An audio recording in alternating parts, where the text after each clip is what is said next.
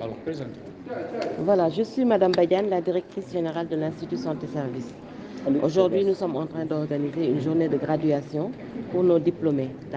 Il y a 5 promotions et nous sommes en train de leur remettre actuellement leur parchemin. Ce sont des infirmiers, des sages-femmes, des assistants infirmiers et des biologistes. Donc, Alors, combien d'étudiants que vous avez gradués aujourd'hui? aujourd'hui, j'ai gradué 150 étudiants. 150 étudiants, oui. On a vu que c'est bien beau de faire le décor, la remise des diplômes, mais après, est-ce que les étudiants pourront trouver un peu de travail? Bon, le travail, c'est pas moi qui le détermine parce que nous sommes dans un État et c'est l'État qui prend les travailleurs. Mais ils arrivent à s'insérer dans le milieu parce qu'ils sont soit dans le privé ou bien il y en a qui voyagent.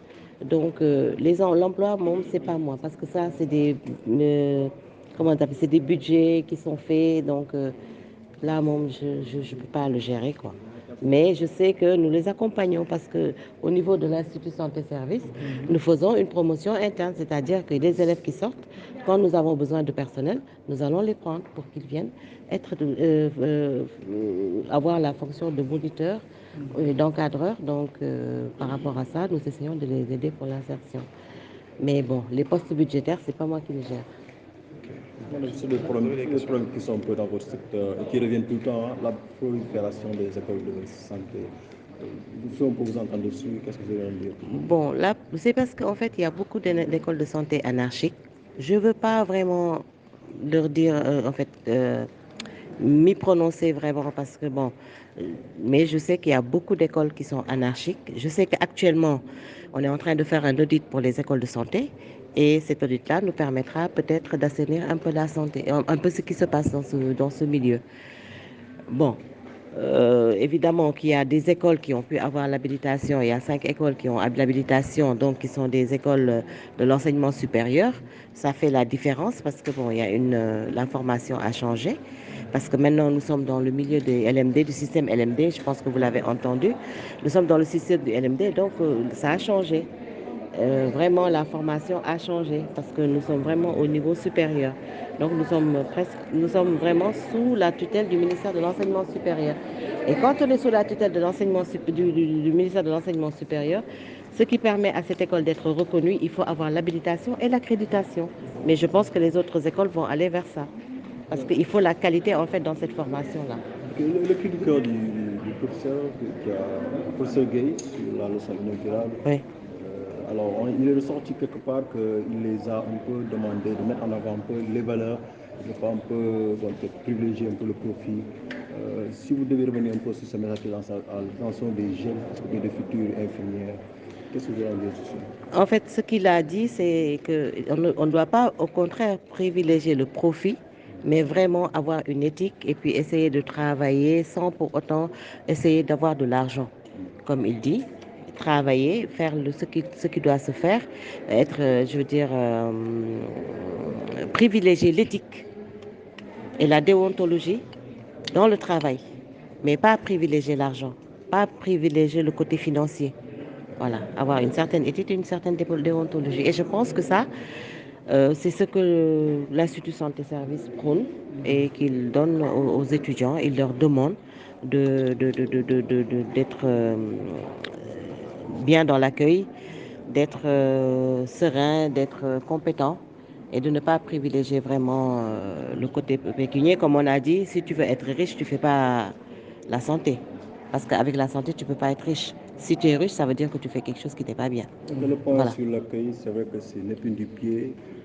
Complètement, qu'est-ce que vous dites à vos futures infirmières sur ces questions? Parce qu'on va s'en prononcer l'accueil dans les hôpitaux, mais l'accueil des patientes et des patients.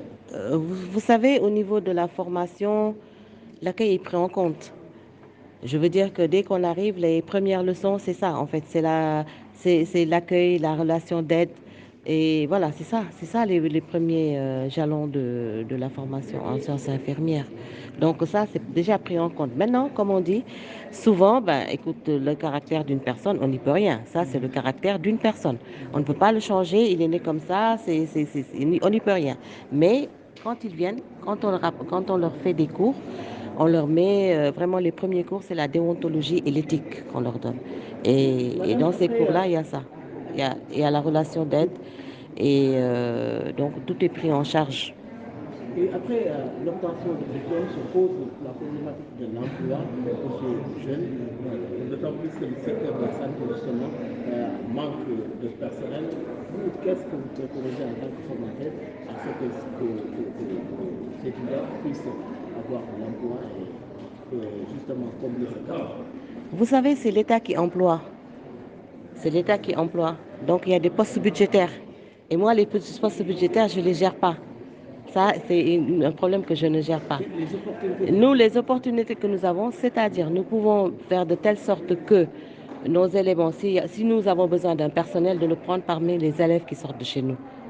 Donc c'est tout ce que nous pouvons faire. Il y en a qui ont tenté l'expérience d'aller à l'extérieur, qui sont au Canada, parce que actuellement le Canada recrute beaucoup d'infirmiers. Donc nos infirmiers sont en train de partir. Et c'est vraiment paradoxal. Paradoxal parce que nous avons besoin d'infirmiers, mais nos infirmiers sont en train de partir parce qu'ils n'ont pas de travail. Mais ça, c'est des histoires de postes budgétaires et je ne peux pas m'y prononcer. Vraiment, parce que je suis ni dans le gouvernement, ni dans l'État, donc je ne peux pas m'y prononcer. Voilà. Madame, chaque jour au Sénégal, le secret médical est violé. Oui. Qu'est-ce que Le secret médical, est violé souvent? vous allez voir, si vous écoutez, en fait, si vous retournez dans la salle, vous allez voir que les élèves vont prêter serment. Ils vont prêter serment. Et dans ce serment-là, ils ne doivent pas violer le secret médical. Donc la personne qui le fait, c'est une personne qui ne respecte pas ce qu'il a, parce qu'ils sont tenus ils sont tenus par un serment qui leur demande de ne pas violer le secret médical. Mais bon, s'ils le font, ça, c'est chaque personne.